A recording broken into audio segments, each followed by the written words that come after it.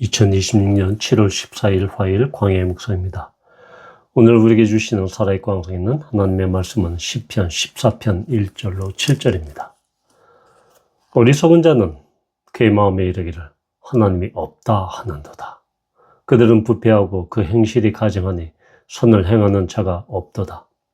여호와께서 하늘에서 인생을 굽어 살피사 지각이 있어 하나님을 찾는 자가 있는가 보려 하신즉 다 치우쳐 함께 더러운 자가 되고 선을 행하는 자가 없으니 하나도 없도다. 죄악을 행하는 자는 다 무지하냐? 그들이 떡 먹듯이 내 백성을 먹으면서 여호와를 부르지 아니하는도다. 그러나 거기서 그들은 두려워하였으니 하나님이 의인의 세대에 계심이로다. 너희가 가난한 자의 계획을 부끄럽게 하나 오직 여호와는 그의 피난처가 되시도다.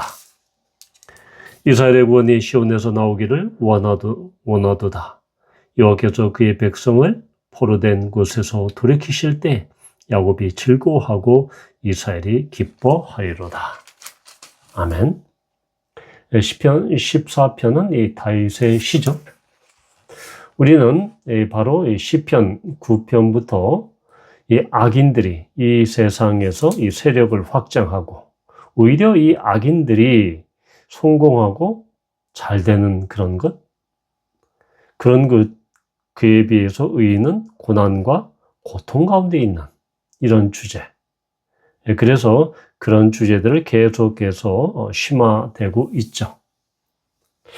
그러면서 이 시편 14편은 사실은 이러한 어떠한 이유들, 왜 이 악인들이 그렇게 득세하고 어떤 악인들이 왜 그렇게 형통하는가? 그런 근본적인 원인을 14편에 이르러서 깊이 살펴보게 됩니다. 그들이 폭력을 저지르고 거짓을 하고 또한 그들이 도덕적으로 윤리적으로 완전히 무너지고 또한 영적으로 보면 그들이 완전히 암흑지대에 있는 그런 근본적인 이유가 뭘까? 원인이 무엇일까? 그것은 바로 인간 마음에 깊이 들어가 있는, 자리 잡고 있는 하나님이 없다라는 그런 것이죠. 1절에 보면 어리석은 자는 그의 마음에 이르기를 하나님이 없다 하는도다. 이 어리석다라고 하는 것은 머리가 나쁘거나 지능이 낮다 이런 의미가 아닙니다. 또는 배운 것이 없다, 학식이 부족하다라는 그런 뜻도 아니죠. 이것은 바로 이 창조주 하나님을 의도적으로 거부하고 거절하는 그런 이 반역적인 태도를 말하고 있습니다. 영적으로 완악하고 영적으로 완전히 패역한 것이죠. 또한 이들은 이 도덕적으로 윤리적으로 이 결핍된 상태에 있는 것입니다. 가장 중요한 것은 이 어리석은 자들이 바로 창조주 하나님을 거부하는 사람들이다 라는 것이죠. 그래서 이들은 영적 바로 이 교만함, 바로 강박함, 완고함 이런 것이 바로 어리석은 자다라는 것입니다. 이런 어리석은 자는 그의 마음에 이르기를 하나님이 없다. 그래서 이 하나님이 없다라고 하는 것을 우리는 어떻게 봐야 됩니까? 이것은 현대인들이 요즘 사람들이 하나님 없어, 하나님의 존재 자체를 부정하는 그런 것은 아닙니다. 그런 것과는 좀 결이 다르죠? 뜻이 다릅니다. 왜냐하면 이 당시에 이 하나님을 또한 이렇게 완전히 무시하고 하나님을 가짠케 하찮게 여기는 그런 자들, 그런 어리석은 자들이 하나님께서 과연 이 세상에 그런 일들에 대해서 하나님이 구체적으로 개입하신다? 그렇게 생각하지 않으셨죠. 하나님이 계시다고는 생각하지만 하나님은 저 멀리 하늘에만 계셔서 땅에서 일어난 일들에 대해서는 전혀 개입하지도 않고 그냥 뒷짐만 지고 있다. 전혀 모르고 있다. 라고 하는 것. 그것이 바로 하나님이 없다 하는 것이죠. 바로 이것은 이 사상적인 무신론 아니면 철학적이고 논리적인 이성적인 무신론과는 완전히 다른 결입니다. 바로 이 사상적인 무신론, 이성적인 무신론은 하나님의 존재 자체를 부인하죠. 논리적으로, 이성적으로, 철학적으로 부인하는데 사실 이 고대 사회에서 이런 신의 존재를 이 사상적으로 또는 이성적으로 부인하거나 거절하는 자 매우 드물었죠. 그런데 이러한 오늘 1절에서 이야기하는 이 무신론자, 하나님이 없다라고 하는 사람은 어떤 사람이냐? 그들은 이 종교적인 제의에도 참석하죠.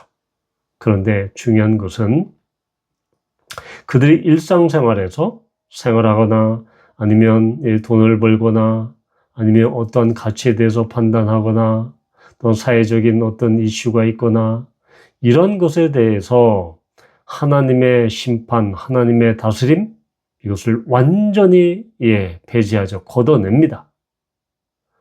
그래서 자신의 탐욕과 이기심, 욕심을 채우기 위해서 모든 것을 다 동원하죠. 이런 사람들이 바로 실천적인 무신론자입니다. 즉 하나님을 믿는 것 따로, 하나님이 있다라는 것 따로 그들의 생각과 그들의 가치관과 그들의 일상생활, 행위 따로, 경제생활 따로. 그래서 이들의 신앙은 철저히 사유화되죠. 즉 사적인 신앙이 됩니다. 공적 영역에서는 하나님의 주권, 하나님의 다스림을 완전히 무시하고 폐기해버리죠. 그래서 삶의 모든 영역에서 이 사람들은 자신이 하나님이 됩니다. 따라서 이런 사람들이 바로 실천적인 무신론자, 하나님이 없다고 하는 사람들입니다. 그냥 외적으로는 하나님의 존재에 대해서는 부인하지는 않지만 사실은 하나님 없이 살아가는 이 인생들, 그 사람들이 바로 어리석은 자다라는 것을 우리는 볼 수 있습니다. 바로 이들은 자신의 탐욕, 자신의 이기심, 자신의 욕심, 종욕 이런 것을 어떤 양심의 가책이나 어떤 다른 사람의 견제 없이 완전히 자기 멋대로 행동하죠. 왜냐하면 이 우주의 심판자이신 하나님을 그들은 인정하지 않기 때문입니다. 완전히 하나님의 그 개입을 지워버리죠. 그래서 이것을 현대적인 의미로 해석을 해본다고 하면 이들은 입술로는 나는 교회 다녀, 난 주일날 교회 가 하면서 종교적으로 신앙적으로 그럴듯한 기독교 언어를 구사합니다.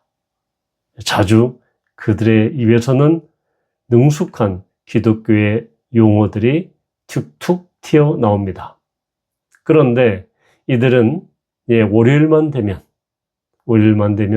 그리고 가정으로 돌아가면 또한 그들의 경제 처소에서 경제생활할 때 이들은 하나님의 다스림이라고는 전혀 찾아볼 수 없습니다. 자기가 왕입니다. 자기가 하나님이죠. 이런 사람들이 바로 1절에 나오는 하나님이 없다라고 마음에 이르는 그런 사람들이다라는 것이죠. 이런 사람들을 향해서 시인은 어리석은 자라고 이렇게 규정합니다. 바로 이 사람들은 자기 삶의 주인, 자기 삶의 중심은 당연히 하나님이 아니고 당연히 자기죠. 그래서 하나님의 개입하심, 하나님의 일하심, 하나님의 역사, 하나님의 시선 따위는 의식하지 않습니다. 그래서 일상을 완전히 불신앙으로 살아버리죠. 바로 이것이 일상적인 그런 삶 속에서 실천적인 그런 무신론자다라는 것이죠. 따라서 우리는 이런 당연히 이 어리석은 자가 이 교회 다니지 않거나 아니면 저 멀리 있는 다른 종교를 믿는 사람들, 이런 사람들을 한정해서 이야기하는 것이 아니다라는 것이죠. 바로 이 사람들은 교회 내에서도 있다라는 것이죠. 바로 교회 내에서 예배는 드리지만 교회 내에서 하나님을 찬양하긴 하지만 기실 그들의 삶은 완전히 달라버리죠. 그러니까 교회 생활 따로 그들의 일상생활, 직장생활 따로인 이런 완전히 이중생활 하는 그 사람들이 바로 이러한 어리석은 자다라는 것이죠. 따라서 우리는 하나님의 심판을 전혀 두려워하지 않는 이러한 어리석은 자, 그런 자가 되지 않고 정말 우리가 주일날 이 교회당 문을 나서는 그 순간부터 하나님이 나의 모든 삶에서 임재하시고 나의 삶을, 나의 가정을, 나의 직장을 내가 내 발걸음이 가는 그 모든 공간과 그 관계 속에서 하나님이 나를 다스리고 계시다. 바로 그러한 하나님이 내 앞에서 내가 하나님 앞에서 사는 것처럼 행동하는 것처럼 우리는 그러한 의식, 하나님이 나를 철저하게 감찰하고 계시고 철저하게 보고 계신다라는 그런 하나님의 신전의식을 우리는 봐야 된다라는 것이죠. 그것을 회복해야 된다라는 것입니다. 다른 사람이 은밀하게 보지 않는 그런 상황에서도 그런 결정 가운데서도 하나님 앞에서 그렇게 행동하고 하나님 앞에서 또한 그렇게 결정하는 그것이 바로 일상 속에서 실천적인 무신론자가 되지 않고 삶과 신앙이 하나가 되는 그런 철저한 그리스도인의 삶이다라는 것입니다. 바라기는 이 한국교회에 정말 하나의 큰 그러한 맹점인 이분법적인 그런 삶의 태도, 이것을 우리가 버리고 정말로 어리석은 자가 되지 않고 하나님을 찾고 구하는, 그리고 우리의 삶 모든 곳곳에서 하나님의 통치와 다스림을 인정하며 그렇게 살기를 결단하고 또한 그렇게 살아가는 우리 모두가 되기를 축원합니다.